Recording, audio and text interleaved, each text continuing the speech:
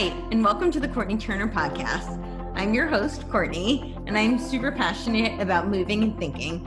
On this show, we are going to dive into all things health, fitness, personal development, lifestyle, and political sociocultural. I've always been fascinated by people, and I love learning from the experiences and stories of others. This has been a treat for me, and I hope this is enjoyable and useful for you. As always, if you have any questions, comments, or any way that I can make this a better experience for you, please don't hesitate to reach out. Hello, welcome to the Courtenay Turner podcast. I am here today with Trevor Loudon, who is an author and filmmaker, and he is a Kiwi, but he is more of a patriot than many people who live in America. How are you doing today? I'm doing great, thanks. Courtenay, how are you doing? I am doing well. Doing the best I can in these crazy times. Yeah, it is trying times, all right. They are indeed. So I would love to start out with a little bit of, you are from New Zealand. You have been coming to this country on and off for about 10 years now. And I'd like to hear a little bit about what made you take such an interest in American politics. Look, there's a sort of long version and a short version, but look, in 1984 in New Zealand, we elected a socialist Labour government, and they banned nuclear warships from our harbours. And as only the Americans were sending nuclear warships into our harbours, that destroyed the Australia, New Zealand, United States military alliance. It was called ANZUS, killed it stone cold dead. And I was pretty angry about that because, we're a country that was saved by America in World War II. And now here we are refusing to let their warships come into our harbours. Nice. So that was organised from the Soviet Union, right? It was completely organised by the Soviets. I interviewed a man at the time who had infiltrated the New Zealand Communist Party, the Socialist Unity Party, they called it, for our security services. He was a government spy inside the communists. And he was sent to Moscow for training with 3 genuine communists in late 1983. And that was where the Soviets came up with the idea of destroying the military alliance with New Zealand. So see, there's a bit of a context. In the 80s, there was a big contest for Europe. The Soviets were funding the peace movement in Europe. The Soviets were funding big ban the bomb marches, get America out of NATO, disband NATO. They were trying to get America out of Europe so they could take over Europe. But Reagan was giving them a hard time. So what they did, they decided to settle on New Zealand and take us out of the Western Alliance, thinking that would help to spur on the European peace movement. So they couldn't, they're chess players, they couldn't get the king. So they went and got a couple of pawns on the other side of the world, hoping that would give them a strategic advantage, you see. But, and so what they did, they see, New Zealanders are very pro-American. So you couldn't mount an anti-American campaign. So it was all about New Zealanders standing against the nuclear arms race, New Zealanders standing independent foreign policy, all patriotic stuff. And so they went back to New Zealand and they held secret meetings with the Labour Party and the unions which they controlled and the peace movement. And they started a campaign, and within a few months, they had anti-nuclear legislation through the New Zealand Parliament. The Soviets couldn't believe how quickly it went. So, and even today, most New Zealanders have zero understanding that the policies they're so proud of came out of the Kremlin, effectively. So, but what he told me was this: the communists are able to influence mainstream politics very, very simply. They might have small numbers, but what they do is this: the policy will come from Moscow or Beijing or Havana. It might be a nuclear deal with Iran. It might be a socialized healthcare. It might be a fracking ban in America. It might be immigration amnesty. These are all communist policies. So the communists give it to the American communists. The American communists control the unions, and they make it union policy, and the unions make it Democrat policy, or Canadian Liberal policy, or British Labour Party policy. So most of what we see coming out of the Democratic Party is communist. You know, the Green New Deal is communist.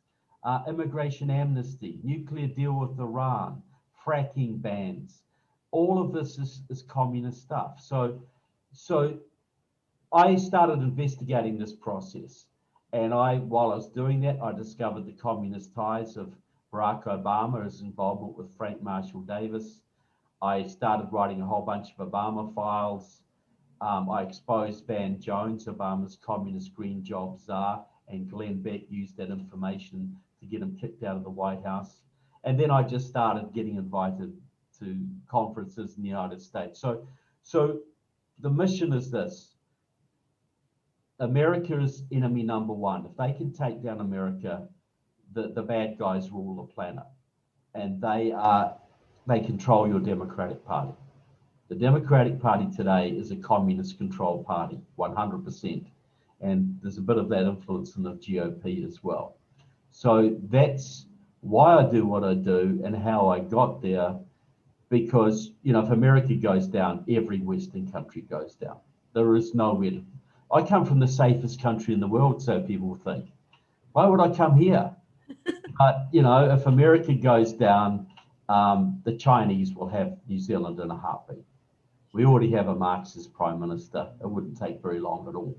So there's nowhere to run, because if there was, I'd already be there. Right. Do you think that New Zealanders are aware of this? No, not at all. You know, like even conservative New Zealanders, right. And there are a few, they'll say, oh yeah, the anti-nuclear thing back in, you know, that was great. You know, we stood up, you know, rah, rah, rah, New Zealand. They have zero idea that it was done out of the Soviet Union. Just as 90% of Americans don't understand the Green New Deal as communist. They don't understand that Obama is a communist. They have no idea that the fight for immigration amnesty, that the nuclear deal with Iran, that's all communist. But they have zero idea of this because the media won't tell them. And the security services are either so cowardly or so compromised that they won't do anything about it. Yeah, absolutely. So you were saying how it's communists, and that if they succeed, it will be the bad guys who are the, you know, global elites and the communists. So what do you see as being the alliance between those two forces, if there is such? Yeah. Well, I think there is. I think there's an overlap. Mm-hmm. See, the lead, you know, Russia still plays a big role in the international communist movement. You know, Putin, people think Putin's an anti-communist. He headlined an international communist world festival in 2017. He had 30,000 communists from all over the world telling them that the future was theirs to celebrate the 100th anniversary of the Bolshevik Revolution. You know, Russia is in a military alliance with China, but people somehow think they're not connected. So, but China is the leader of the world communist movement right now. And if you look at the Chinese model, where you have big business but heavy social control, that's the ideal model for the globalists. They think the Chinese model is just wonderful. The old communist model of the Soviet Union was very inefficient. There was no room for business. It was all state-run. The modern communist Chinese model, you know, Bill Gates could be very happily, he thinks he'd be very happy in China because he would be a big businessman working with the Communist Party, keeping his competition down and keeping the peasants in line. That would be a very happy arrangement. So a lot of the globalists, they love to make money with China. They like the Chinese model and they think they can work with China and would be happy for China to be their enforcement arm. I personally think that when the Chinese, if they take power, they will line them up against the wall and shoot them just like everybody else, these globalists. But whether I'm right about that or not, it's a bit late for us.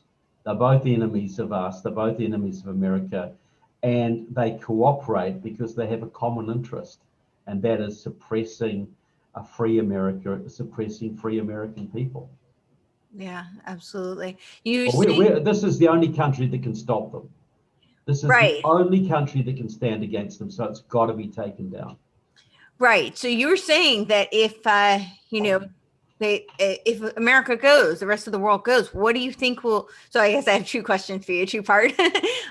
One is, what do you think will happen if America goes? And two, what do you think the likelihood is that America can fight against this? Look, if America goes, I think it'll be horror beyond imagination, to be honest.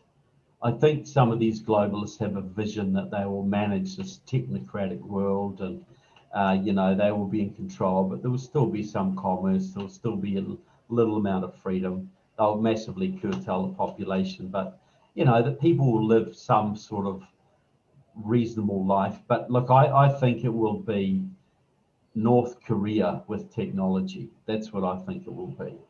Because even in the old Soviet Union, as bad as they were, people could still run away and go to the United States.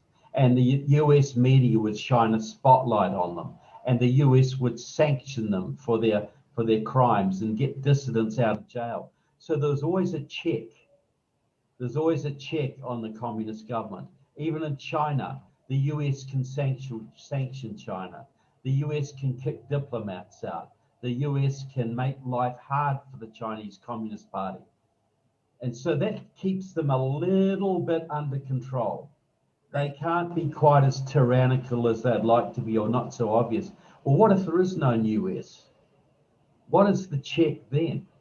What is to stop them doing every corrupt and horrible thing and mass murder they want to do? Right. They would be like North Korea, but all over the world. That's the vision I see, and that might seem a dark vision, but I think it's a realistic one, given human nature and the growth of surveillance technology and that kind of thing. And can America be saved? I honestly don't know, but I think it is certainly worth trying. You have 80 million people here who voted for Trump, which shows you they're patriots. You have a handful of good Republicans. You have a strong grassroots movement here. You have a lot of people who respect the First and Second Amendment, and you have a lot of buying power. So, yeah, I think America can be saved, but we're in the final hours that we have a chance. We're really in trouble now. Yeah. So let's go into some that you had recently written an article kind of outlining some of the strategies for what Patriots can do to save America. And in my opinion, it sounds like you're aligned with this, the free will of humanity around the world. So what are some of those things that we can do? Well, look, I wrote an article for the Epoch Times, and if anybody doesn't read the Epoch Times, they should, because it's Absolutely. the real go-to paper for conservatives now. But I outlined 9 steps. The article was called "A New Zealander's 9 Starter Steps for Saving America from Socialism."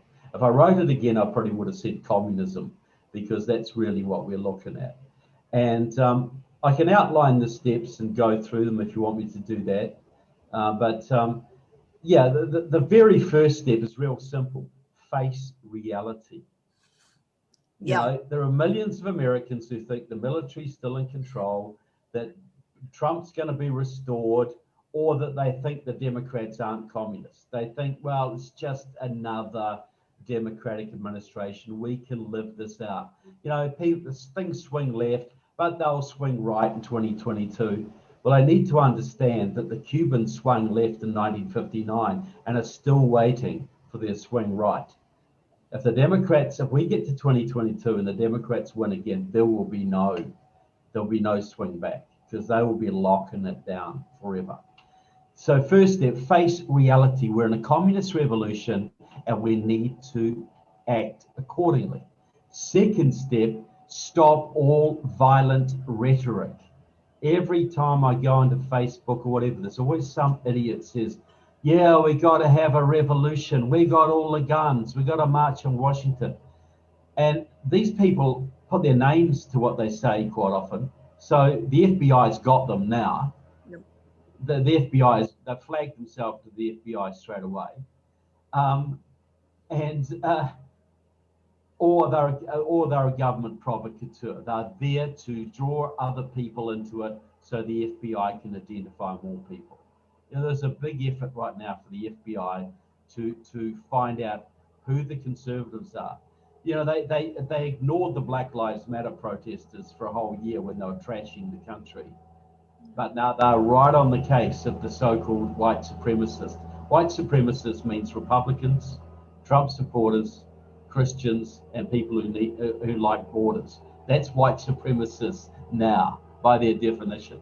So, look, shut up. Keep your violent stuff out of it. We will not be saved by violence. Yes, we've got a lot of guns, but the people make two big assumptions here. One, that if we had a revolution, the military would be on our side. That's a very false assumption. But Obama had 8 years to get rid of every good general he could and put his own political hacks in power. Yep. When Trump was talking about invoking the Insurgency Act, Esper, the head of the military, publicly rebuked him and said, "We will not do that." He should have been fired instantly, and he wasn't. Yep. Which tells you something. And the other thing is, a lot of people don't know that. A lot of people don't realize that, and they're attacking Trump for it. Yeah, they don't realize how much opposition he received. Yeah. Oh, look, he couldn't. Look, if he declared a state of emergency, martial, like an insurrection act, I think the military would have arrested him, not bad guys. I'm serious about that. And say by some miracle we were marching and we all rose up, we were marching on Washington, and the people were following us, and we're a big glorious revolution. How long would it be before the Russians and the Chinese and the Iranians and the Cubans and the Venezuelans came onto American soil to restore the peace? Patriots don't take this into account. This is an internationally backed communist revolution we're in. The Russians are back in this. The Chinese are back in this. The Iranians are back in this. Are they just going to let a bunch of people with AR-15s take it all away from them? No. There is no violent solution here. It's only peaceful possibilities. So the third thing is election integrity. Already, right now, if we don't fix the voting in the 30 red states that are controlled by Republicans, if we can't fix the elections in that, a whole bunch of Republicans and conservatives are just going to stay home in 2022. Yeah. The Democrats will still vote. And we saw this play out in Georgia, where we lost 2 Senate seats because a whole bunch of Republicans said, "To heck with it, I don't trust the elections, I'm going to stay home." Now we've got 2 more communist senators because of that. So, look, and these, it's got to involve 2 things. There's a lot of bills going forward in the states now to fix election integrity. Right. But there's got to be stiff penalties. That's got to be part of it. 10-year felonies for committing vote fraud. That's not in it. It's a whitewash. And there's got to be an end of electronic voting machines. Now, even if they're reliable, our side doesn't trust them. So therefore, they're not going to vote. Even if they were completely reliable, right, as a show of public faith and to restore confidence, all electronic voting machines have to be banned.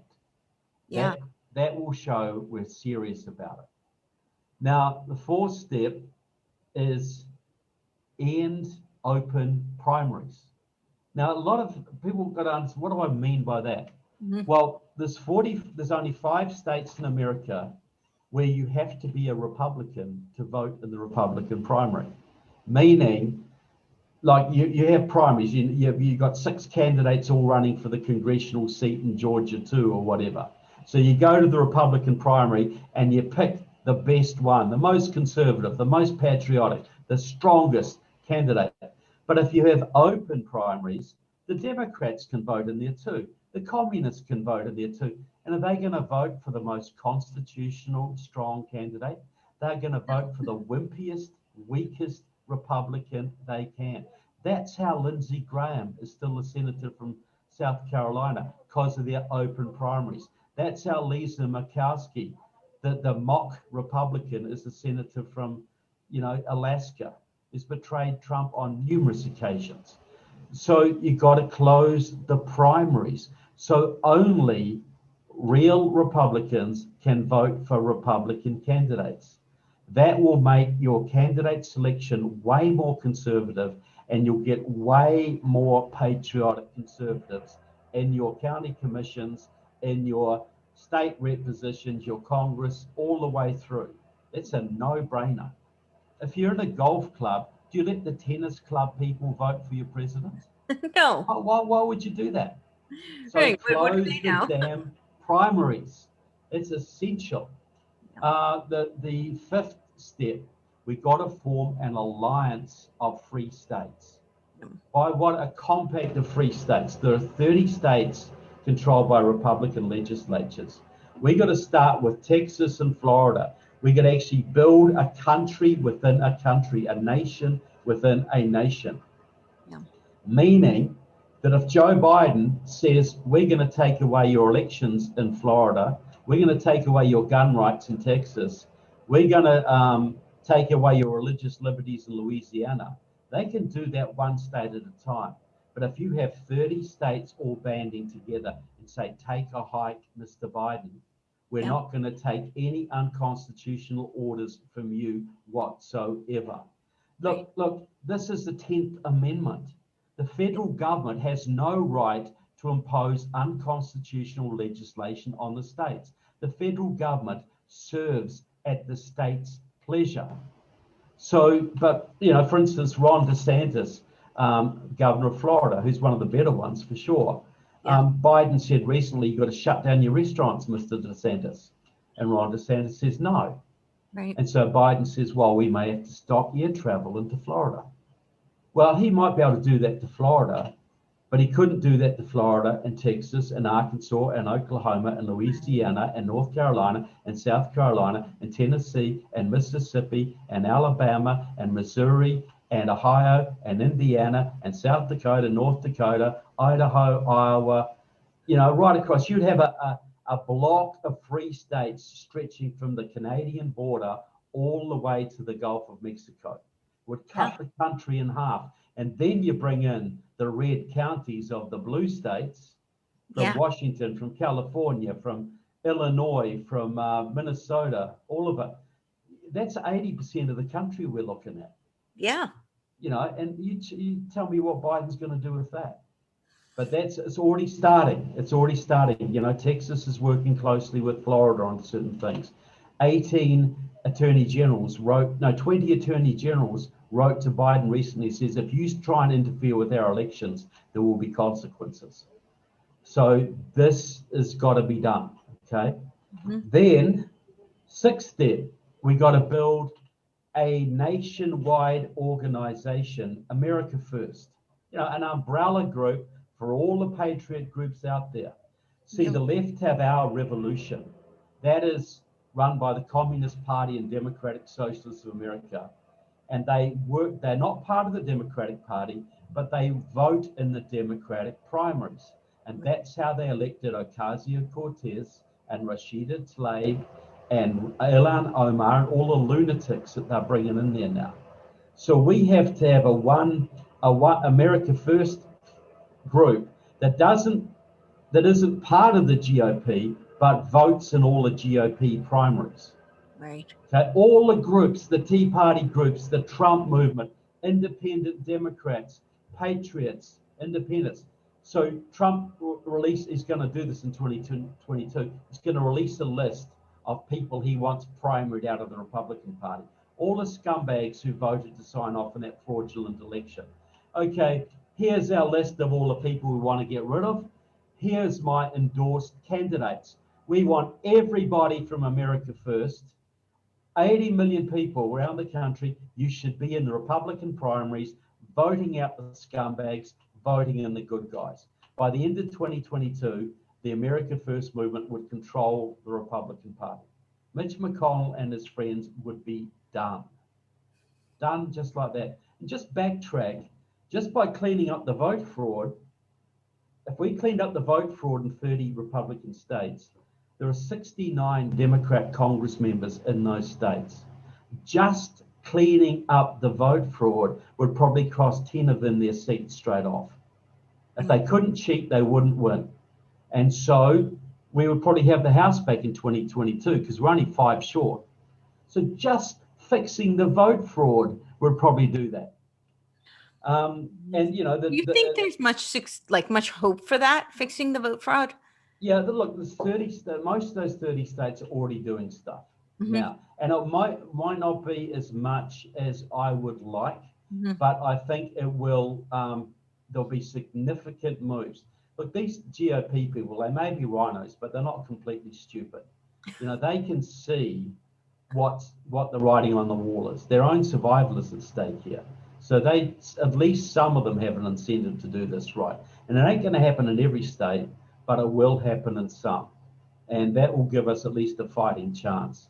So we're going to have that big organization, and then we have to. No, I'm missing a step somewhere. I'm just missing one. We're on 6, right? Yeah, no, that was 7. Yeah, it might be 7, but I might have missed one somewhere. But the next step is we got to use our money, use our power of boycott. We got 80 million people, okay? Boycott everything from China. That's what we got to be doing for a start. We got to every local group's got to draw up a list in their local area, the good companies and the bad companies. And we all shop with the good companies and we all boycott the bad companies. But this is what you do in a nationwide level. Starting April, for instance, we all decide, 80 million of us, we decide to boycott Bed Bath and Beyond, okay? They accused Trump of starting a riot, falsely accused them, and then they refused to stock Mike Lindell's MyPillow as a result. Okay, well, 80 million of us deciding in April, we're going to boycott you, Bed Bath and Beyond. You're already in financial trouble. Let's see how you go. You've got a choice. You either apologize to President Trump publicly and restock Mike Lindell's products, or we're going to boycott you till you go under. That's your choice. Yeah. And then in May, we pick another company. And in June, we pick another company. So this focuses it. You know, it's not a diffused thing. We're picking a company and 80 million people are going to boycott that company. And look, and at the same time, you boycott their opposition. You know, we all boycott Bed Bath and Beyond, and every month we buy another pillow from Mike Lindell or some sheets or whatever. And then the next month there might be Bank of America or Coles. Then we pick companies that are publicly traded, so have shareholder pressure, and especially ones that are already a little bit vulnerable. Big retailers have been suffering through the, through the lockdown. You know, bricks and mortar retailers particularly, because people buy online and people are running out of money. So you pick these big, vulnerable retailers who have sold out to the left, and every month you add another one to the boycott. After 2 or 3 months of that, when Bed Bath and Beyond has gone under or apologized, when Coles is in huge trouble, whatever, you will see a big change in the cancel culture. That would be a massive change. And the other thing, and there is one more step, and I just can't remember it, but the 9th one would be Ron DeSantis in Florida has already started this. He's got a bill and he's going to crack down on the activities in Florida of 7 hostile states: China, Iran, Syria, Russia, Venezuela, and Cuba. And there might have been one other there. He is going to drive their corrupt businesses out of the state. That's going to make a massive difference in Florida. Well, we're going to do that in every state, every free state. There's 25,000 Chinese spies working here now. Why are we tolerating that? There's thousands of Iranian spies compromising our politicians, buying up our businesses, stealing our stuff. You know, so we're gonna do that. And then after 2022, if we win back some states, we do it there as well. And after 2024, that's when we kick the bad guys right out of America entirely. So those are my 9 steps. Now there's plenty of other stuff to be done, but the Federation of Free States is designed to give us a country until 2022. Right. Cleaning up the vote fraud is designed to make sure those 2022 elections are actually valid and that we participate in them. Right now you're seeing Texas is taking its own initiative to stop the influx of the invasion across the border. That's going to be millions of people if we don't stop that. Well, Arizona's got to join in. The free counties of New Mexico have got to join in. We've got to basically say to the federal government, if you won't defend our borders, we will. And I'll tell you what, if Biden says, well, we're not going to fund your National Guard, well, I'd say the governor of Texas would just say, well, we're going to deputize 50,000 Texans to come down to the border and guard our border. You got a problem with that, Mr. Biden? See what he says to that. Right. So these are all the steps, and there are many more, but those are the starting things we have to do to just give this country a fighting chance of survival. Yeah. Because we are in a communist revolution right now. So you're saying that we're at this point of, and thank you for going through all of that, and everybody should go read his article because he lays it out very clearly.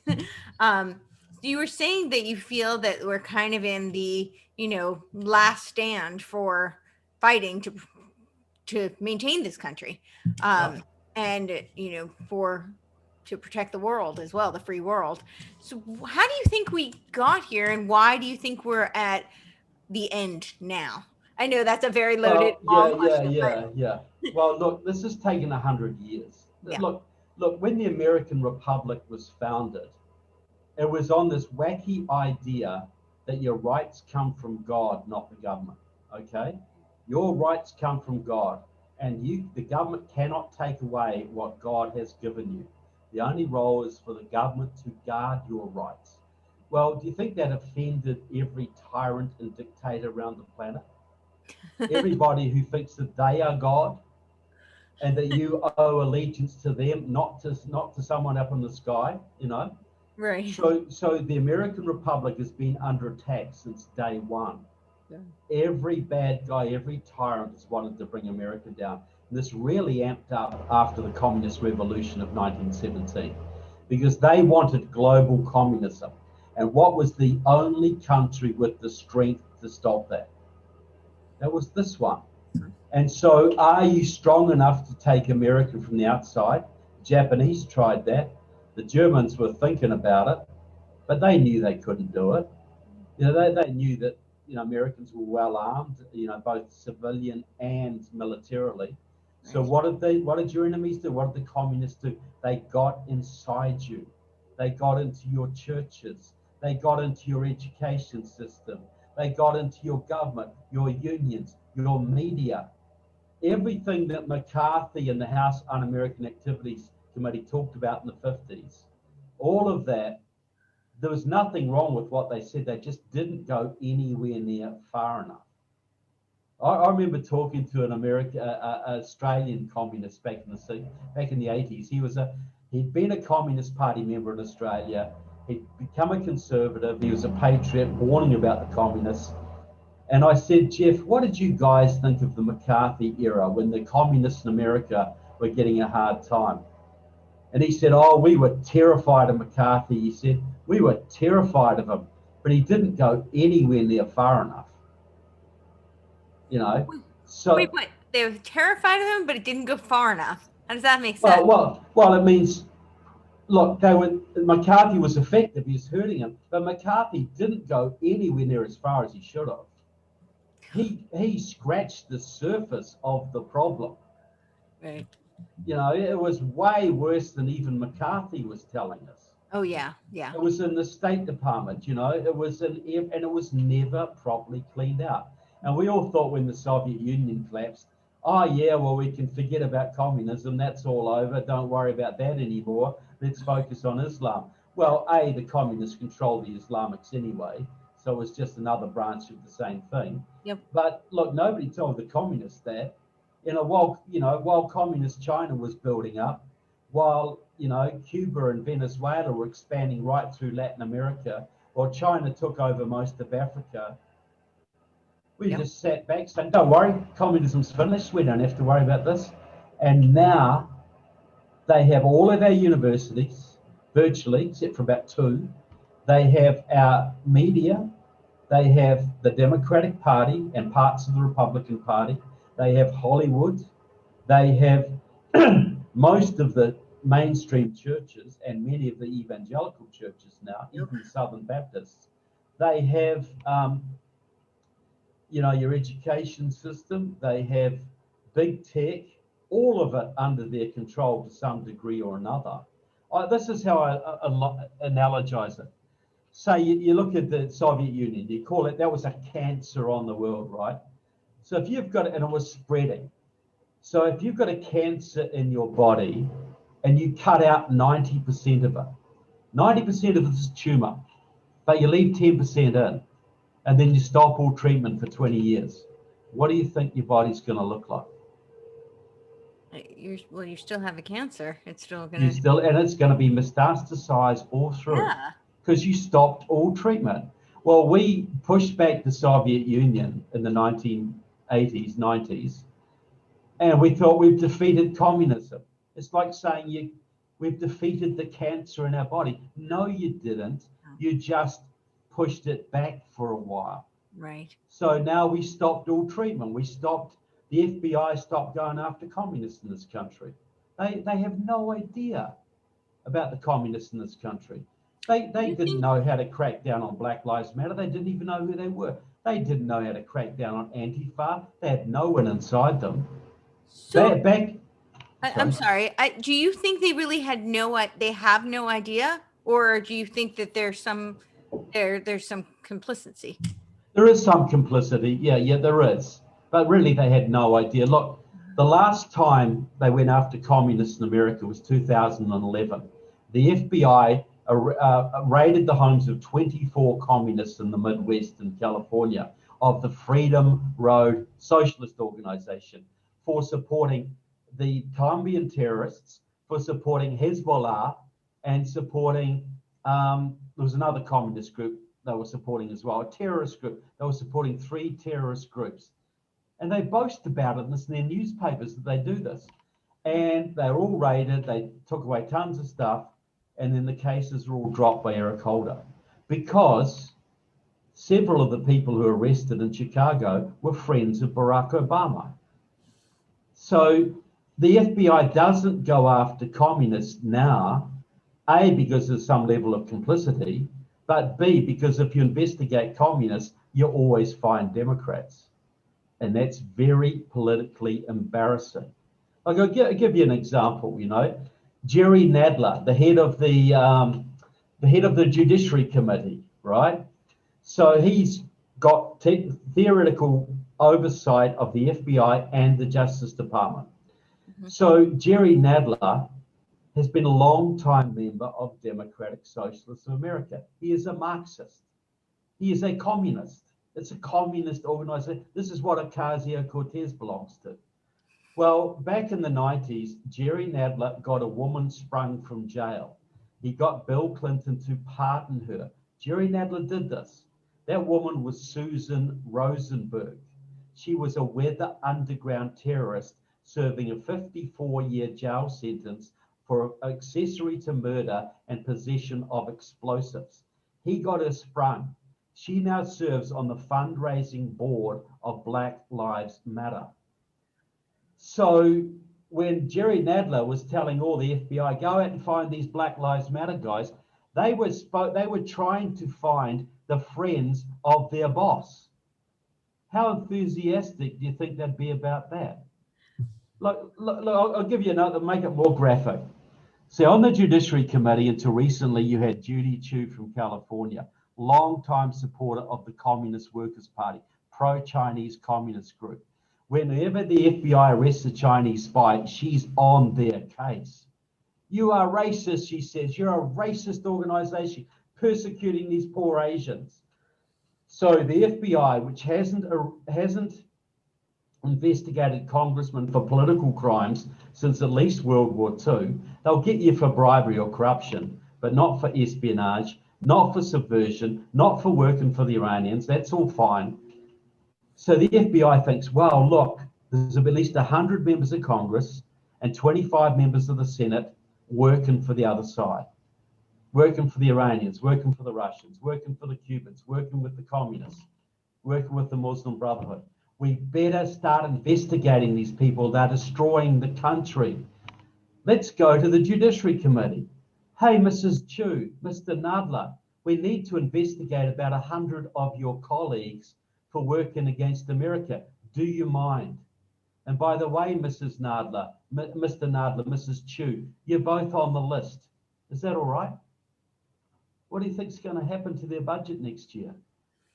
You know, you saw Hillary Clinton guilty as sin, and the FBI let her off because they were not going to prosecute the woman who could be their boss. You think they're stupid? Wow. So that's really where the corruption lies. Do you think and that's really internal? That's not even external. I mean, lots of people talk about being bribed from China, and I'm guessing there's some of that going on too. But so much of this is within the system. Well, look. There's at least 100 members of your House and 25 members of the US Senate. I exposed this in my 2016 movie, Enemies Within, which was seen 3 million times on Amazon Prime until I took it down, but you can still pay for it on Amazon Prime. But like I said, look, you've got all this corruption going on. Ratcliffe, who was Trump's intelligence chief, said the Chinese Communist Party has blackmailed and subverted and corrupted so many congressmen, they can determine which legislation passes the US Congress and which doesn't. Nope. He said that publicly. Yes. Every American should be shocked to the core by that. Yep. And it should have been front page news and still be front page news. Absolutely. It's gone for about 2 hours on the news cycle and it disappeared. If that much, and it was mostly in alternate media. Yeah, it was virtually ignored. Look, recently, Eric Swalwell, the congressman from California, the Bay Area, he was found to have slept with a Chinese spy, a woman spy, Christine Fong. She worked in his campaign, helped him get elected. She was a communist Chinese spy. He's now on the Intelligence Committee, and Nancy Pelosi refuses to remove him because Nancy Pelosi also has an extensive communist background. And there's a great picture on the internet of Christine Fong, with the Chinese consul in San Francisco with another guy called Russell Lowe, who was a Chinese spy in Senator Dianne Feinstein's office for 20 years. He was her office manager. She said, oh no, he was my driver. He was not her driver. He was her office manager, her senior staff member, used to be a surrogate for her in meetings, used to get Defense Department documents CC'd to him and her, all the while she was serving on the Senate Intelligence Committee. And no action was taken. None whatsoever. Right. Yeah. There are no background checks in Congress. None whatsoever. You need a background check to work in the post office. Yeah. You need one to work for the Department of Agriculture, but you don't need one to serve on the Homeland Security Committee, the Armed Services Committee, the Intelligence Committee, the Agricultural Committee, Education, none of them. And every one of them is led by a communist or communist sympathizer right now. Every single one of those major committees, and not one single background check. You think the Iranians know about this? Or the Chinese might know about this? Or the Cubans? And surely they wouldn't try and exploit that against America, would they? This glaring hole in your national security. Right. So that's where the collusion comes into play. Yeah. Well, these people, look, Barbara Lee, who now on the Budget Committee is in control of the State Department budget, has been to Cuba 22 times. She was a card-carrying communist at one point. And very public about it. Yeah. Very public, but she is still allowed to be in control of the State Department budget. The head of the Homeland Security Committee, Benny Thompson from Mississippi, in 2000, he went to Cuba and did a deal with Fidel Castro to give hundreds of young American kids free medical scholarships in Cuba.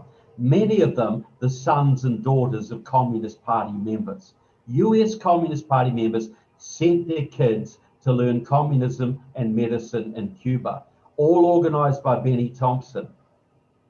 And now these kids are working, spreading communism all through underserved communities of this country. And Benny Thompson's the chairman of the House, Security Committee, and all he's worried about is the 7 white supremacists out there. The 7, if there are 7 of them. Maybe we're exaggerating, Right. Look, there is a danger from some of these nutcase white supremacist groups. Sure, there is. Of course. Klansmen, some of them are terrorists. Yep. Some of them are working with Iranians. Some of them working with Russians. Mm-hmm. But they are nothing compared to Black Lives Matter, which is a completely Chinese operation. They are nothing compared to what's going on with Antifa and the Democrats. We're attacking something this big and ignoring something this big.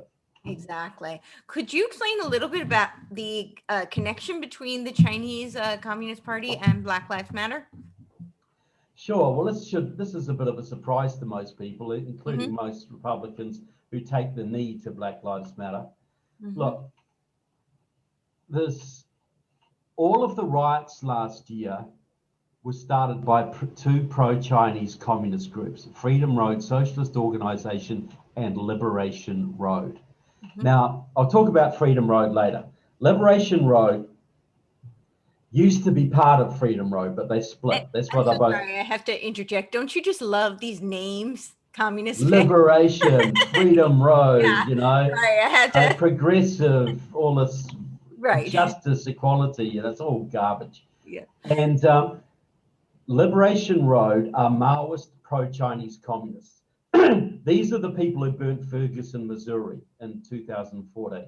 They brought 10,000 people from out of state to burn that place down. Yeah. They are the people behind Black Lives Matter. The women who started Black Lives Matter, Patrice Cullors, Opal Tometi, Alicia Garza, are all affiliated with Liberation Road. And all of them, they've got connections to Vietnamese communists, Chinese communists, Venezuelan communists, and Palestinian communists. All of them, deeply. But the Chinese connection, this is how it goes. The Chinese have run an organization in San Francisco for 40 years, since the 1970s, called the Chinese Progressive Association. They also have a branch in Boston and a tiny branch in New York. And what this Chinese Progressive Association does, it's like a community organizing group. They organize all the people in Chinatown and get them to vote Democrat. They use them to agitate. They use them to influence politics. You can't get elected in San Francisco if you don't have the blessing of the Chinese Progressive Association. It is that powerful. Now, the Chinese Progressive Association is completely a communist Chinese front. The past president of it, a young man called Alex Tom, I've got him on tape boasting about his ties to the Chinese consulate, how he runs his messaging past them, how he works closely with them, boasts about this. He has led delegations to Communist China. One of them went to Communist China in 2013, and when they got back, some of them went to Ferguson, Missouri to help out there, okay? But Alex Tom has a very close best friend, and he used to go to UC San Diego with him in the 1990s. Great friends, still work together today. That is Alicia Garza of Black Lives Matter, okay? She is involved with the Chinese Progressive Association. They fund her. Alex Tom funds her. His organization funds her. Alex Tom started a group called Asians for Black Lives to support Black Lives Matter. That is the organization that wrote the Black Lives Matter manual and brought Black Lives Matter into the Asian communities, Vietnamese communities all around the country, built up a lot of support for them. This is, so it goes Chinese consulate, Chinese Progressive Association, Asians for Black Lives Matter.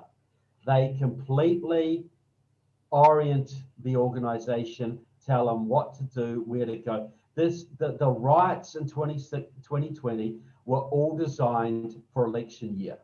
It was all about stopping Trump and intimidating Republican legislators so they wouldn't stand up to the election fraud. Because a lot of state legislatures said, we would love to stop this election fraud. We'd like to take this, investigate this, but we don't want our houses burnt down. We don't want Black Lives Matter on our doorstep. We don't want Antifa harassing our children. Right. Black Lives Matter is a complete Chinese operation. They even have connections to former East German communists. It is a communist operation 100%. And when George Floyd got killed, started the riots, that was all run by the other pro-Chinese communist group, Freedom Road Socialist Organization. They declared the day that Trump was inaugurated, January 20th, 2017, that their job was to destroy the president by making this country ungovernable.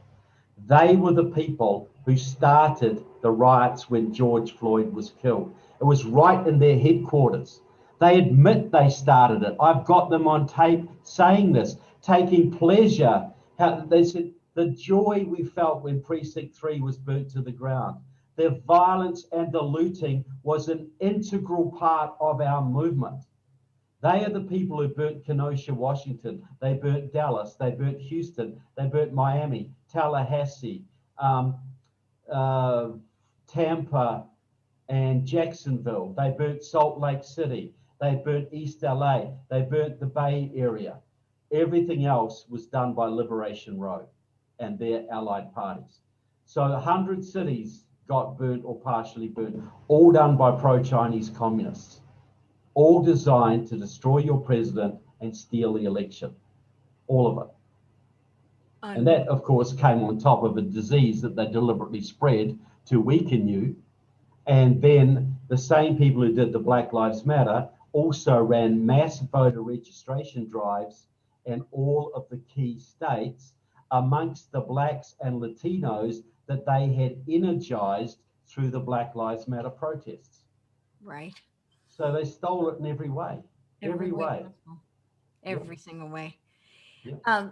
You're saying how, everywhere you would look for communists you'd find the Democrats. And this is interesting. I mean, certainly we know this, we have evidence of it, but I think what's interesting to me about it is you would think, people talk a lot about how the Democratic Party has shifted so much. And there was a point in time where, there were liberals, like classical liberals, who were members of the Democratic Party. Yeah. I think there was even conservatives.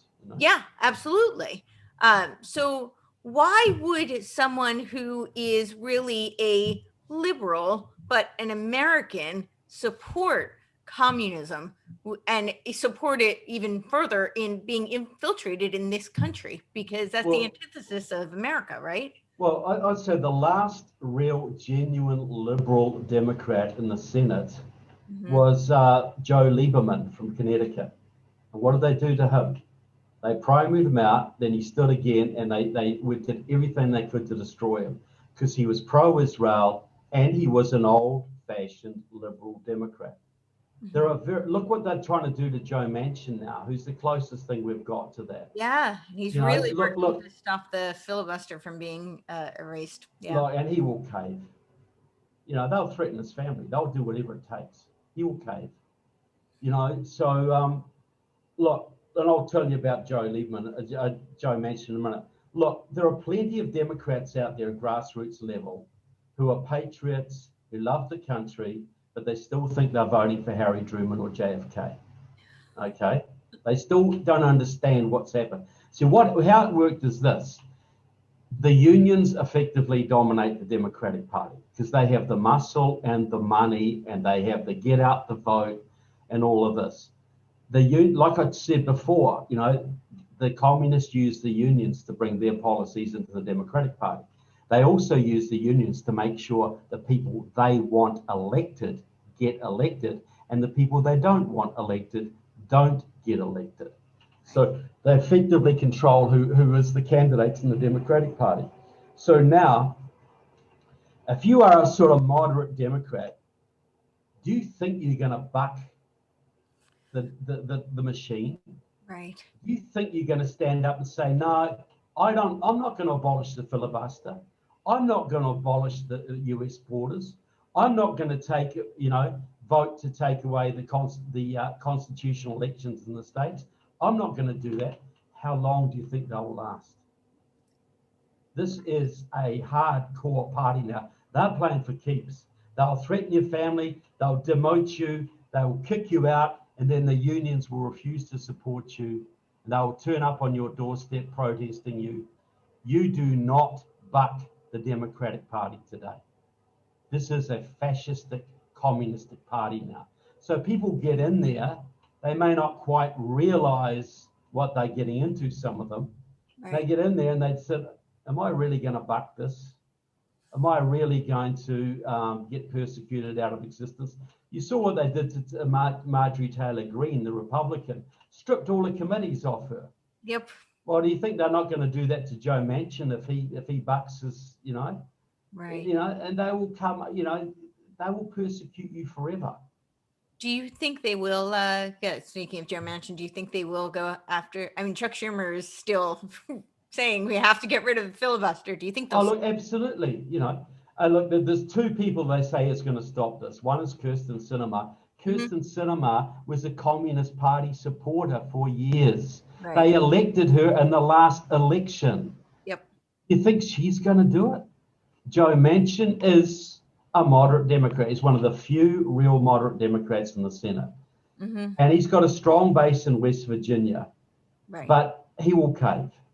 You think he is really going to resist the pressure that's... Well, he's already moved from, he was very strong against it. Never. Reformed, Well, maybe we can make it more difficult, So look, if they get rid of it, what's going to happen then? Are they going to ram in HR 1 and everything? What are the consequences? Everything. Well, HR 1, which will federalize elections. So voting fraud will be endemic in every state. That's why we have to have the Federation of Free States to stop that. Right. We got to say, no, you're not going to do that in our state. That's the end of it. Right. And you got constitutional grounds for this. The states do not have to take unconstitutional orders from the federal government. Right. Oh, the other thing I missed in my 9 points, there's got to be a republic review. Every state has got to say, we're not going to take unconstitutional orders, but we're not going to take unconstitutional federal money either. Right. Like, for instance, most states get about 10% of their education budget from the feds, but they are completely controlled by the Department of Education. Well, let's say, stick your 10%, we'll just run our own education, thanks very much. Is that all right? So this is what we've got to do. But look, they're going to make Puerto Rico a state. They're going to make Washington a state. There's 4 more communist senators right off the top. Do you think that's likely that will happen? They've already moved they're moving the legislation tomorrow to make Washington, D.C. a state. They're going to get rid of the Electoral College, which will make the big cities have all the power. They're going to legalize 22 million illegal immigrants and give them voting rights. That'll be 18 or 19 million new Democrats just like that. They will give 14-year-olds a vote and ice creams to go and vote if they can. They'll do everything. So we're delusional if we think this is just another Republican Democrat turnaround. They aim to make this permanent. Right. And if they can destroy the filibuster, which Joe Manchin, look, I'll ask me about Deb Haaland in a few minutes. But look, Joe Manchin is the only thing standing between us and the communism.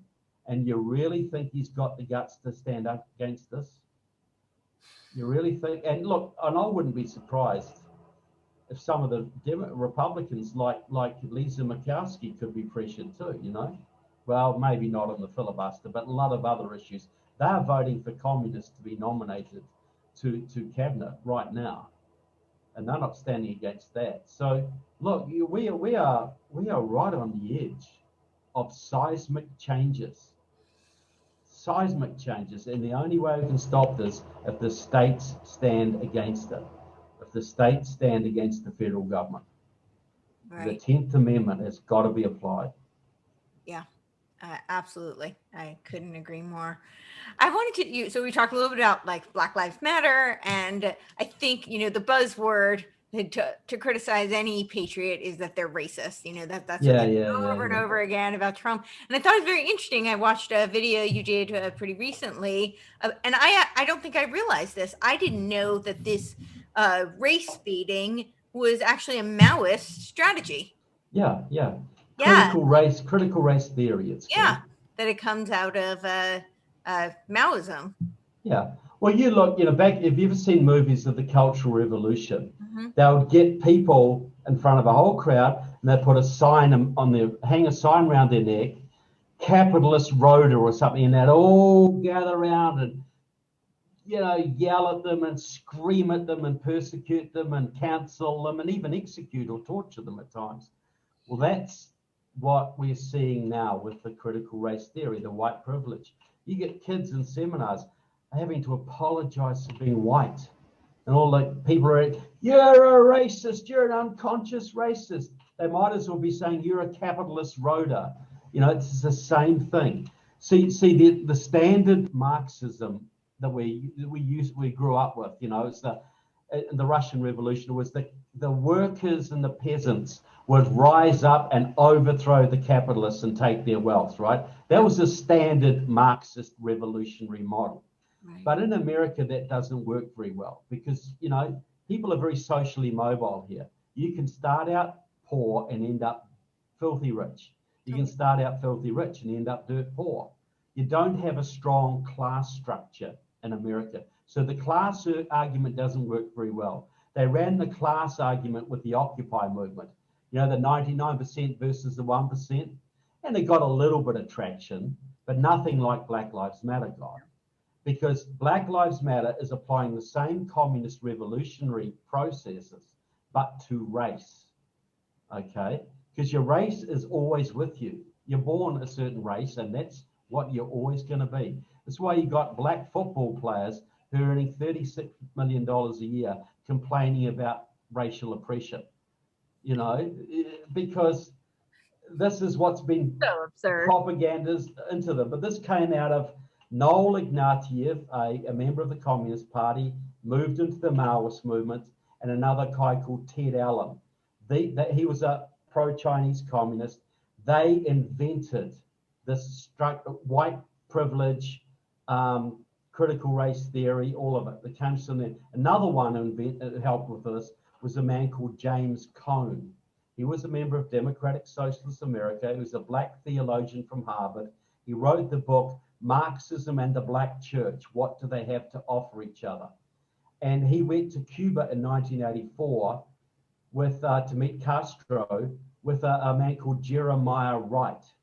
Some of you may have heard of him. He was Obama's pastor. Goddamn KKK America.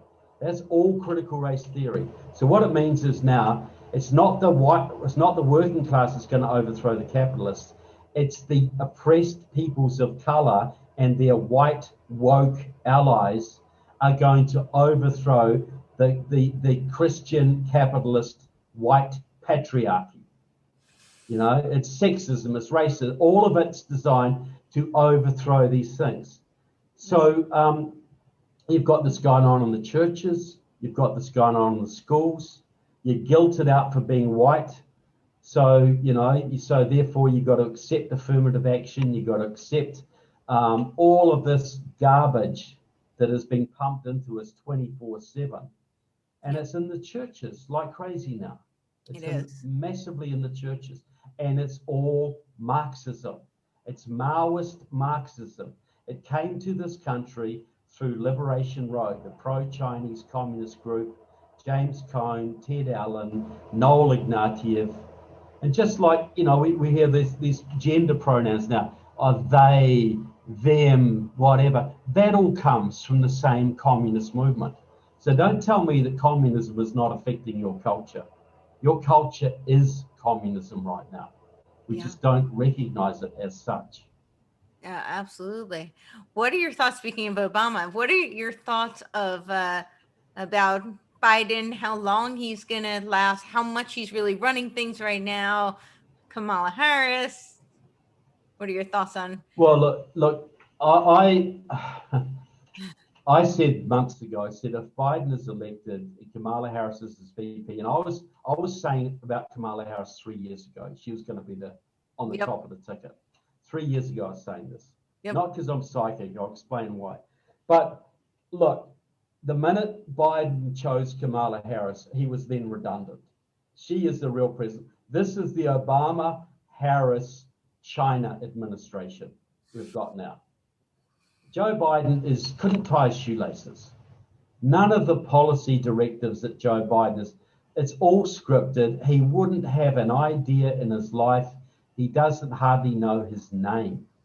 Right. You know, he's going to be used till I've got most of the policies implemented, and then Kamala Harris will step in, probably with some young Latino guy as her VP.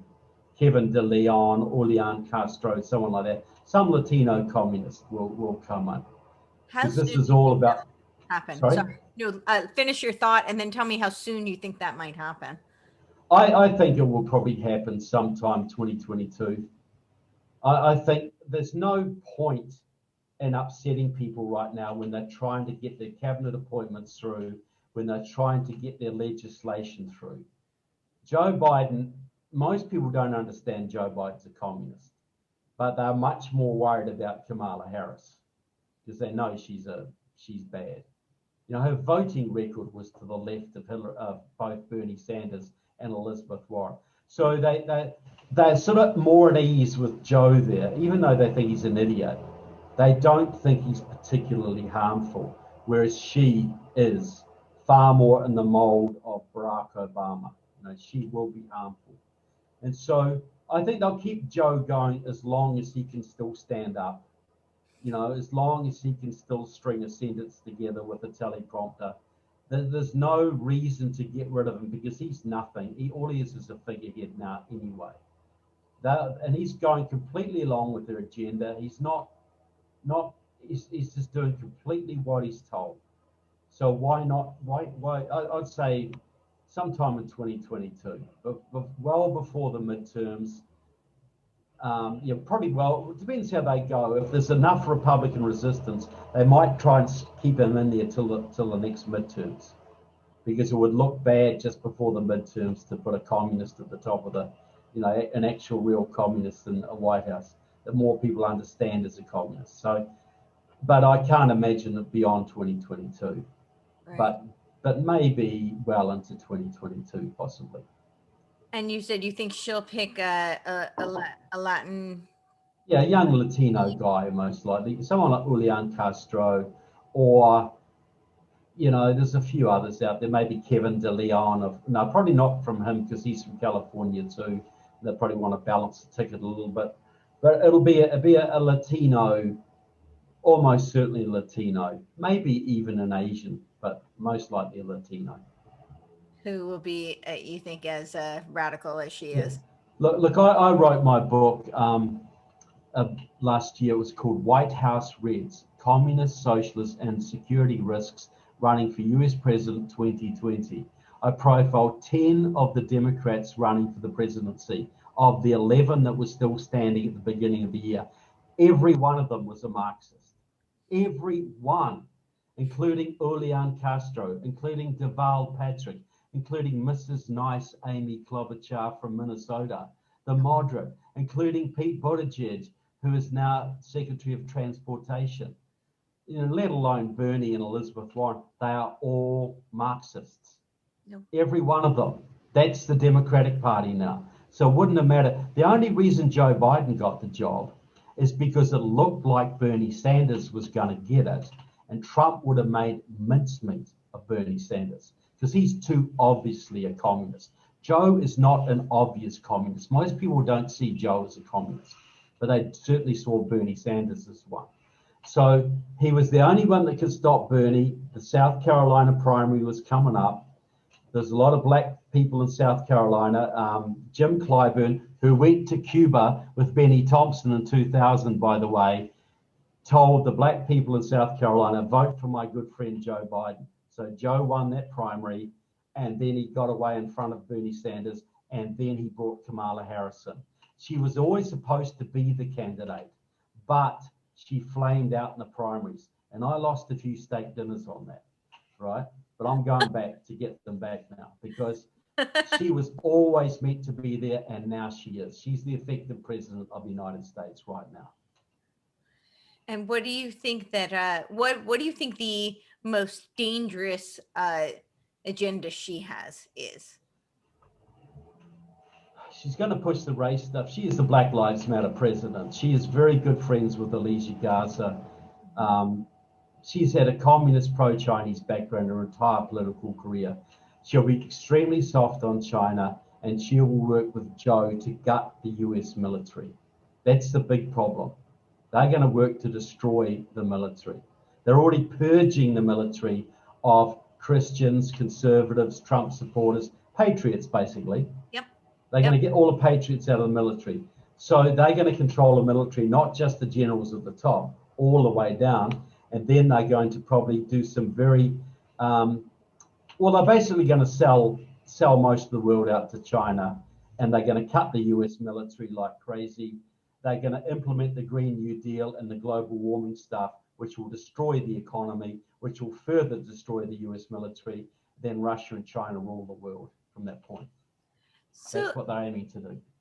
Yeah. So how strong, I mean, do you think that China is certainly we're seeing that we're getting lots of support to China, and they're certainly a major threat, but how strong do you think they really are right now? Like, do you think this is I think a lot of certainly I think it's a realistic threat, but do you think that they're in as strong a position as they purport themselves to be?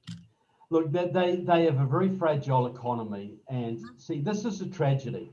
Had Trump got another 4 years, he could have brought down the Chinese Communist Party. Yeah. Right? He could have freed the Chinese people, which would have been a massive boon to the world. Imagine all that energy and entrepreneurship and culture in the service of good rather than evil. Yeah. But he was stopped from doing that. So yes, they're a big threat. It's probably a little bit overblown, but what we need to understand is they are in a military, political, economic alliance with Russia. It's both we are facing. Right. Russia's not our friend. Russia's not going to help us against the Chinese. They held the world's biggest military exercise in world history together outside St. Petersburg 2 years ago. Right. They are allies. And the number one enemy is, guess who? It's us. Yeah. So yes, maybe we could take down China by itself. Maybe we could, though they are definitely getting up there as far as their military goes.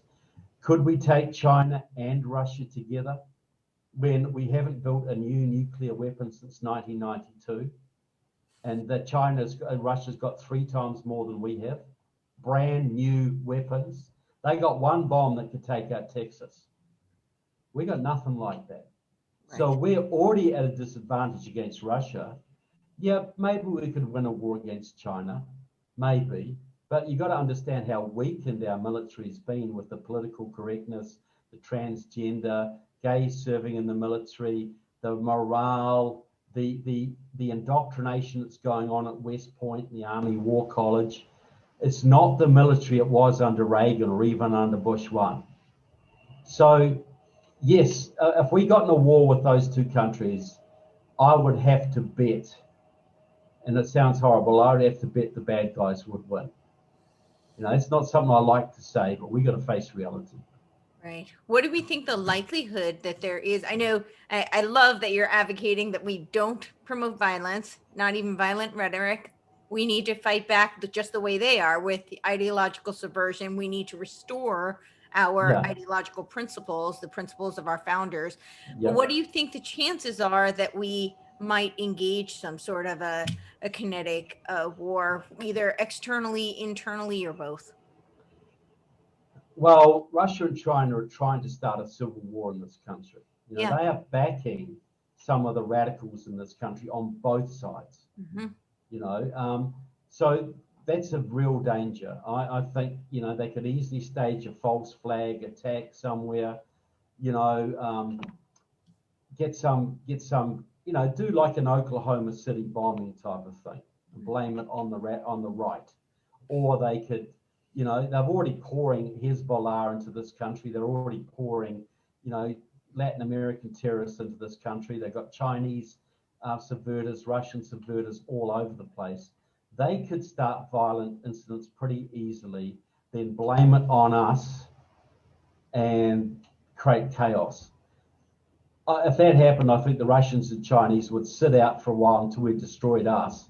These destroyed each other, and they'd come and mop it up. They'd come and just mop up, you know. But the Chinese and Russians could mount an attack too, you know, just a shock and awe attack. Look, this is one of the most terrifying documents you've ever read. It was well, you know, there was two Chinese colonels wrote a book in 1999, Unrestricted Warfare. And they called for biological attacks on the US. They called for cyber attacks. They called for all manner drug warfare. Where do you think the fentanyl comes from that kills 30,000 kids a year? That's now spiking. That is completely a Chinese operation, right? That's and no coincidence that George Floyd overdosed on fentanyl. On fentanyl, exactly. That's exactly right. You know, but that was a happy circumstance for the left. But look, so we're at war with China now in every way. Will it go kinetic? Well, when they've weakened us enough, they probably will. But they're doing a good job now. They've got their friends in the White House. But these Chinese colonels, they said this. This is what they said. Our goal is to destroy America. And a lot of Americans think, yeah, well, the Chinese want to dominate us economically, right? They want to be number one on the block. And we might have to be number two or number three. That's the worst case scenario, they think. No, the Chinese are open about this. They want to destroy this country and occupy it with their people. This is their Lebensraum. This is where they want to put their surplus population. Right.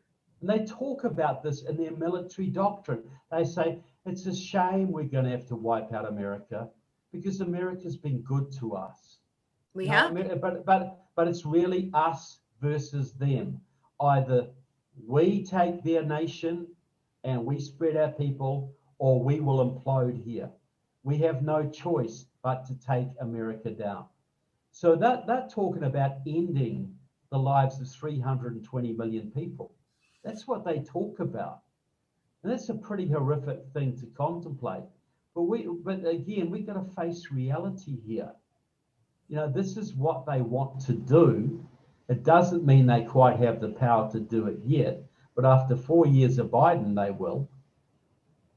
You know, and Biden probably thinks he's going to live his retirement and, you know, in a nice community somewhere, get waited on hand and foot. He'll get lined up against the wall like everybody else once he's done his job, you know. The Chinese, there's a lot of racism in the Chinese Communist Party too. They believe the Han Chinese are the master race. They want to wipe out the inferior races, and that includes us. Of course. You know, so you know, especially in America anyway, but they might be done. Let some of them survive somewhere else. But in America, they want to occupy America. The plan is Russia gets Canada and Western Europe. China gets everything else. China gets East Asia, Australia, New Zealand, North America, Latin America. So Russia gets the Northern Hemisphere. Mm-hmm. China gets pretty much everything else. That's how they've worked it out.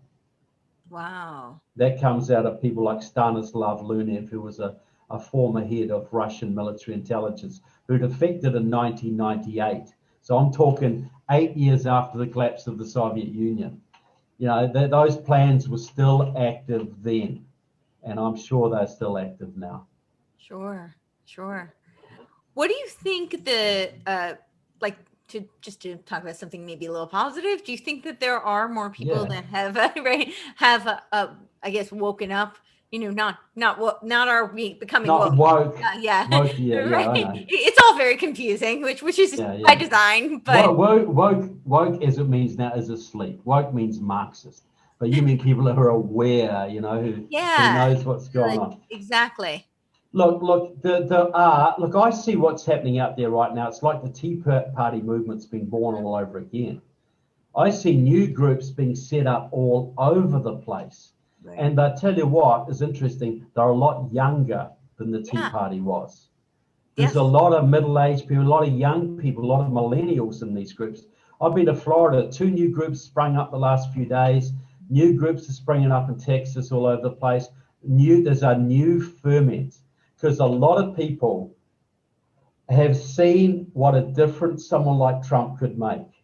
Right. That actually it is possible to have America First policies.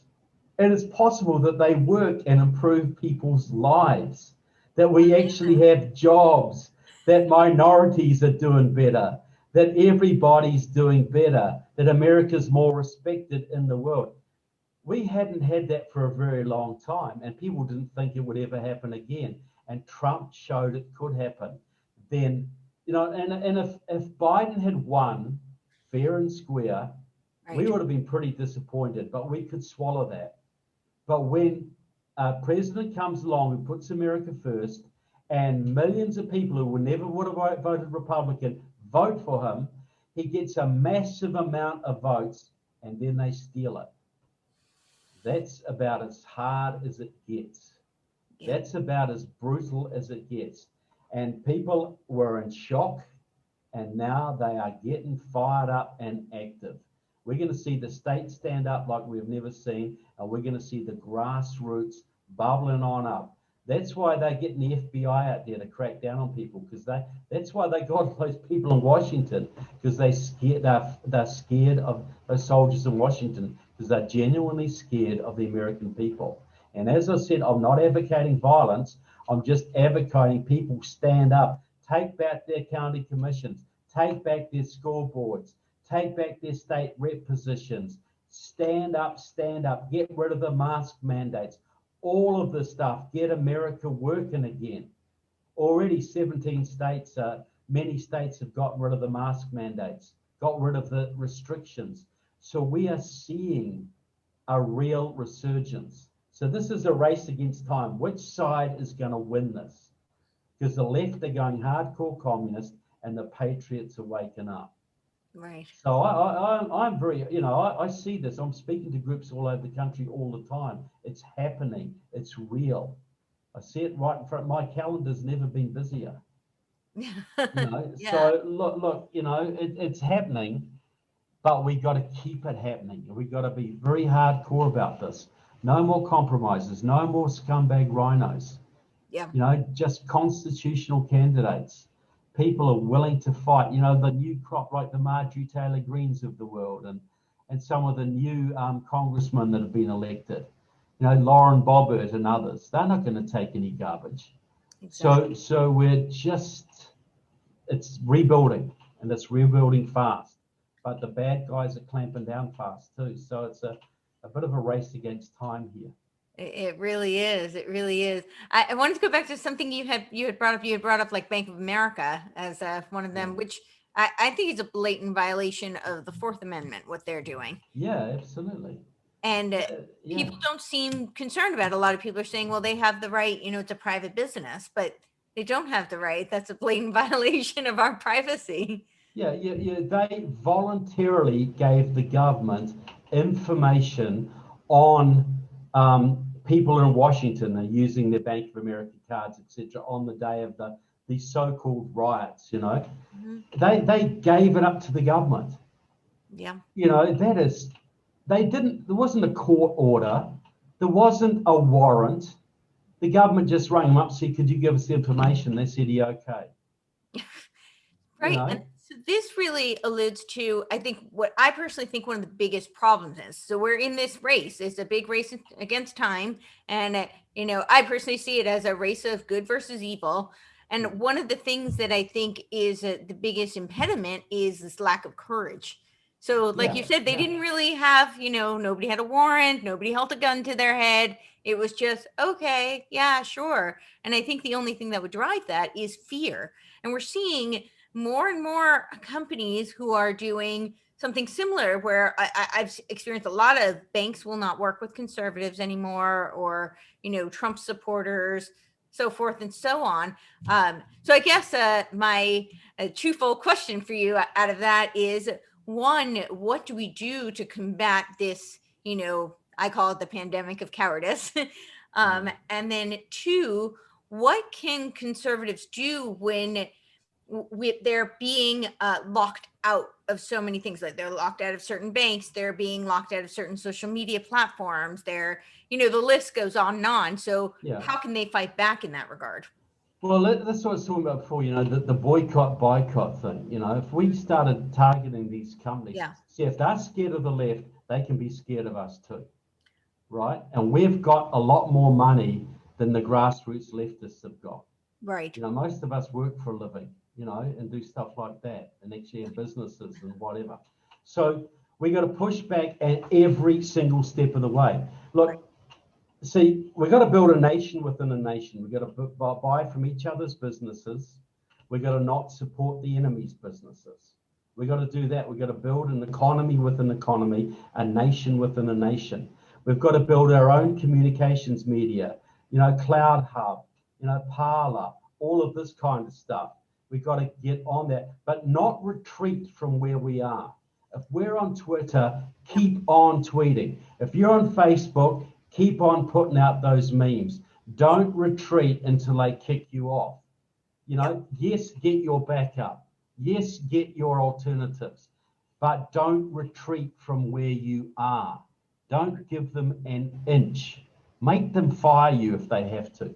So, but we've got to use our economic power intelligently. We've got to support, like Ron DeSantis has got legislation in front of the Florida State Senate this week about he's going to fine big tech companies who deplatform candidates, conservative candidates. Okay, $100,000 a day or whatever. Let's make it $10 million a day. Let's make that. Texas is looking at that too. Let's start the push in Oklahoma. Let's start the push in Kansas. You get 30 states all fining Google $10 million a day. Big tech will become little tech pretty darn quickly. Right. It can be done if we fight. So don't give an inch, but go on the offensive, and don't give them your dollars. Don't give them anything. How did the Indians get the British out of India? They boycotted British businesses. Yeah. Britain was there for 200 years. The Indians never fired a shot, didn't have a revolution, nobody got killed. They just said, we're not going to buy from British companies. And a few months of that, and the British said, oh, okay, have it. We're out. We're off. We're out of here. So these companies, they still responded to their shareholders, and they will respond to us. And another thing too, everybody should look at their portfolio, investment portfolios. Any investment you've got that involves any form of investment in China, get out of it. There's great conservative investment programs like the Timothy Plan out of Florida that only invests in ethical companies, and their rate of return is as good or better than you'll find anywhere else. See, this is how bad it is. A lot of Americans don't know that the companies they're invested in are working with the People's Liberation Army, for instance.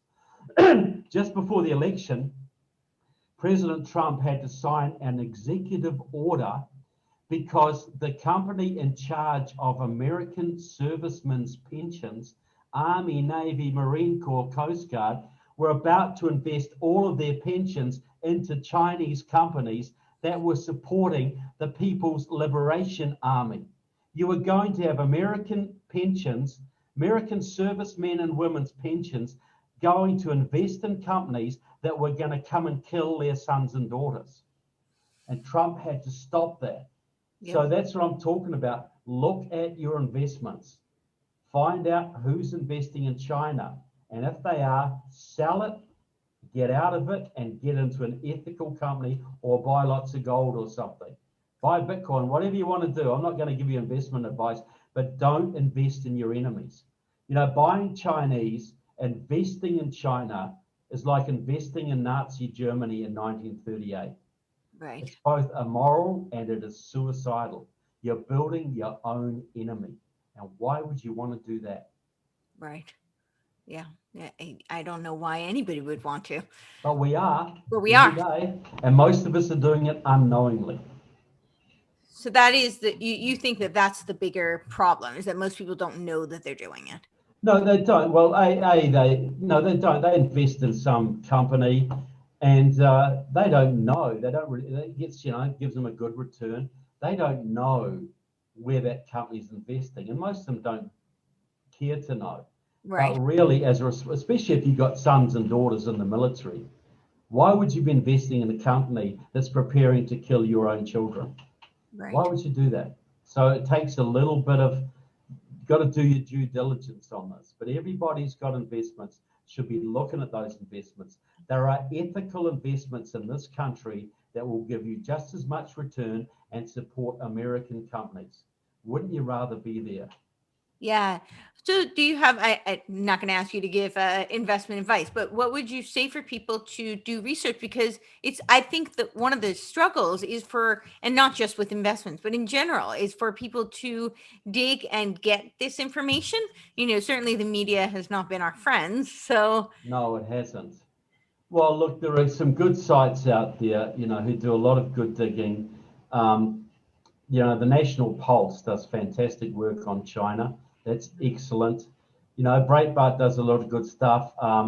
The Committee for the Present Danger China, they publish a lot of stuff on, investing in, American investments in China and which companies are on the bad list. And the Trump administration drew up a whole bunch of companies that Americans are not allowed to invest on at the end of this year.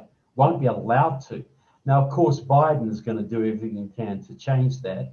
But this is the kind of thing that Trump was doing. He really would have brought the Communist Party of China to its knees had he got another 4 years. yeah. That's a human tragedy. That's a tragedy of mammoth proportions. Yeah. And we've got to make sure we regain the reins of power so we can do that in the future. We've allowed 4 more years of suffering to go on because of our idiocy and our cowardice and allowing the cheating to go forward. Well, the cowardice of our leaders in the Supreme Court, in the Republican Party leadership, the Mike Pences of the world. Yeah. Look at, when that man meets his maker, he's going to have the blood of tens and hundreds of thousands of Chinese on his hands because of what he did or what he failed to do. Right. I would not like to have that on my conscience, No. and he's probably not even aware of what he's done. You think he's not aware? You think I it's don't really think he's aware of the ramifications. I think he deliberately betrayed Trump, but I don't think he really understands what he's unleashed here. He's changed the whole world balance of power because you had Australia and India and Japan and Taiwan trying to stand up against China, trying to shut Chinese expansionism down yeah. because they were brave enough to do that because they had a friend in the White House. Now China has their friends in the White House. That's changed the whole world balance of power. That's made the Chinese communists who are on the verge of collapse, that's given them another lease of life. Yeah, absolutely. And when you talk about our enemies, we had talked a little bit in the beginning. I want to hear what your thoughts are on, let's say Trump had gotten another 4 years. We were able to take the CCP down. Like that hypothetically say we're very far from that now. But let's say that we had. China still has some big allies, namely you had said Russia, and then there's some more globalist forces. I don't know if you can speak to some of that. What do you think they would have done, or would? Yeah. Well, the Communist Party of China is the globalist enforcement arm. Mm-hmm. The globalists never had such a shock as they had under President Trump. They went after him from before he got into office because they knew what a threat he would be. Trump got us out of several United Nations organizations, for instance. I think he would have pulled out of the United Nations in total. Mm-hmm. And that's a big thing for the globalists. He'd already cancelled a whole bunch, the World Climate Change Agreement, the Paris Accords. These are all big globalist things. Yep. So they were super worried. Look, we got to realize these globalists, a lot of what they do is based on bluff. they're not as strong as we are. We just don't use our strength because we're not sure of what we're fighting against, and we aren't organized and unified enough. We're a Trump-led government with a whole bunch of energized patriots could have changed the whole world structure, could have pushed the globalists back into nothing, could have freed China, could have freed Iran, could have freed Russia, could have freed Africa. I'm not saying there would have been paradise on earth overnight, but it would have set the world on a whole new trajectory. I can never say that word, trajectory. Just like the American Revolution did. The American Revolution didn't make the world perfect, but it was an incredibly positive thing for the world. Yeah. You imagine the world for the last 240 years without a free America, how bleak and horrible it would have been.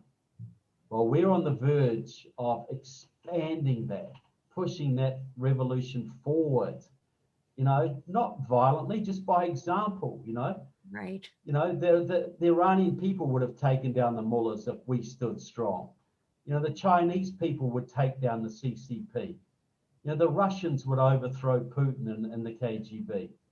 They'll do it themselves. They just need our leadership and our support and the moral clarity from America.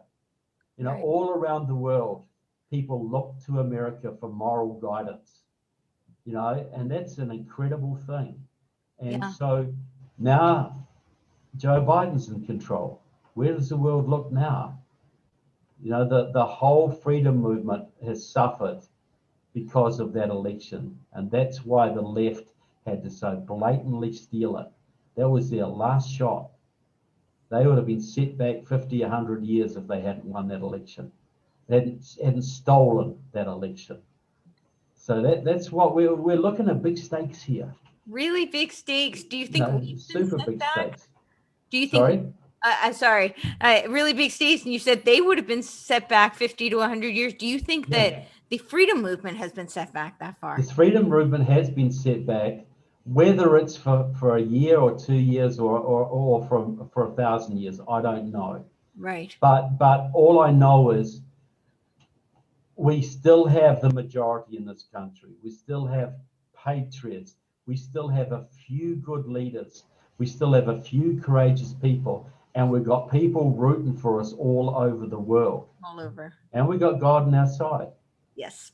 That's a pretty powerful combination. We just have to live up to that. We have to be brave.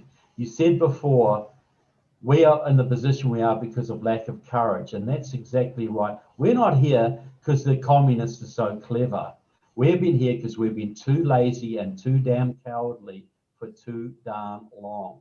We've been betrayed by our own leadership, and we've allowed it to happen because we thought we were safe. We had a false sense of security. We thought it didn't really matter. Right. Well, now we're seeing it does matter. But sometimes you have to almost lose something before you really begin to appreciate it. And that's what we're seeing in America today. People realize we could lose this. We could lose it. It's right in front of us. This is my kids' future. This is my grandchildren's future. This is my future. And it's all going to go away unless I stand up. And you've got a lot of people standing up now. Will it be enough? I don't know. But you find your crystal ball. You got to try, don't you? But look, how many times, in the first American Revolution, you had a bunch of farmers and blacksmiths and fishermen with squirrel rifles who took on the world's greatest military empire with this wacko idea that your rights come from God, not from the government. Something that had never been tried before in world history. And they fought year after year after year. And they were almost beaten many times. They were on the verge of defeat. When George Washington got down on his knees and he prayed at Valley Forge, and he went on to take the British out in a surprise attack at Yorktown and turned the course of the war. So while we're alive, we should never, ever give up. The only way we can be defeated is if we give up. We have got truth on our side. We've got right on our side. We've got the majority of people on our side. We've got the economic power in this country. We've got the voting power in this country. We have to get organized and stand up, and we have to be the light of the world again. Yes, amen. Wow. So I'll ask you one more. What do you think if we are able to organize and rally and get through 2022? What do you think it lies ahead for 2024? You know, what do you think that might look like, and what do you think the best strategy might be for 2024? Well, look, see, this is we got. Yeah, I know. We've got to get to 2022 first, but look, we have a lot to do. We've got to have a nationwide alliance that primaries out every rhino we can, because we're not the trouble we are because of the Democrats. We're in the trouble we are because of the Republicans being so weak and so cowardly for so long. Right. So we've got to completely. And look, Trump was talking about a third party, and I was all aboard with that, you know. But he doesn't want to go that way, right? Because I think it would be in the one time in history where it would have actually been viable. It was like when the Whigs collapsed in the 1850s, replaced by the Republican Party. I thought we might have been in that time. Normally, I would never go third party, but I thought this could be the time. But Trump doesn't want to go that way. So the alternative is to completely conquer the GOP with the grassroots. So the GOP is a populist, conservative, constitutional political party like it used to be, like it started out as. And so if we can take back the House in 2022 and take back the Senate, both of which are very feasible, if we can stop the vote fraud and stop the immigration amnesty, we can set ourselves up well. The Democrats are going to go crazy, but we got to hold our reserve, and we got to run a really good candidate in 2024. Now, that could be Trump, but I'm actually betting it's more likely going to be someone like Ron DeSantis. Okay, that's my bet, but I may be wrong. You know, it could be someone we don't even know about, because I think Trump's 50 more steak dinners. Yeah, well, exactly. Yeah. But I'm not going to be stupid and bet on this. But look, Trump's got to play a major role, whether he's the candidate in 2024 or whether he does what he's doing now, going out to holding rallies. You know, for Sanders out in Arkansas, he's standing for the governor of Arkansas. He's holding rallies with her. That's he can mobilize the base like nobody else can. He could get out there. Look, he could go into Democratic strongholds with a rhino candidate and get them elected. Right. Because they wouldn't vote for a Republican. No, with a MAGA candidate, a MAGA candidate. Because they wouldn't vote for a rhino Republican, but a lot of them would vote for a MAGA Republican who Trump endorsed. So he can take back seats from the Democrats. He can help take back the Senate. He can get governors elected. All of this kind of stuff. And if he sets it up well in 2022, he's got the choice then. Does he stand for president in 2024, or does he sit back and endorse somebody else to carry on that vision for him? You know, Ron DeSantis with Josh Hawley, Ron DeSantis with Donald Trump Jr., you know, Ron DeSantis with, you know, someone else. There's a lot of possibilities. Yeah, Kirsty Noem is another one, you know. Not that woman from South Carolina though. She was ambassador of the United Nations. Not Nikki Haley. Not Nikki Haley, definitely not, because that's who the rhinos want to run. Of course. That's who they want to run. This can't be her. She's wimpy and appalling. You know, so the big job ahead of us is voter integrity and taking over the GOP. So the GOP is a MAGA party. Right. You know, is a completely MAGA party. It's like, you know, the Republicans hated Ronald Reagan, right? Until he won. And then he won a second time. And by the time he'd finished, it was his party. You know, or Trump, by the time Trump had got a second term, the GOP would have been completely his party by the end of the second term. Well, we've got to make that happen whether he's there or not. You know, we got to, even if he's not the president, we got to make it a MAGA party controlled by the grassroots, prime out every wimpy rhino we can. Look, every one of those rhinos who voted to sign off on that election should be gone. Yep. That shouldn't be in public office. If you're a CPA, if you're an accountant, and you sign off an audit that you know is fraudulent, you go to jail for it. If you're an engineer who signs off on a plan you know is faulty, and a building collapses and people die, you'll go to jail. So how do you get the right to sign off on an election you know is fraudulent and have no consequences? Unbelievable. Yeah, it's truly unconscionable. Yeah. It is. And none of them, and I'm talking Tom Cotton, who I liked. I'm talking Marsha Blackburn, who I liked. Yep. She has got to go. Yep. She was great on China. She's strong on China, but she betrayed the election. Yep. And that's got to trump everything else. I think that the one that is a silver lining, though, we know who. Absolutely. We got a list now. That's why Mitch McConnell hated Josh Hawley for forcing the vote in the Senate, because he just wanted no vote. Right. So we couldn't pin it on any of them. So we didn't know who was going to betray Trump and who wasn't. Right. So now we know who stood, and there's only about 7 or 8 of them, and we know who betrayed us, and that's 40 of them. It's a lot. It's a lot of cleaning out. But look, a Trump-run slate, he could take out easy half of them or more in 2022. And you wouldn't even have to get all of them the first time.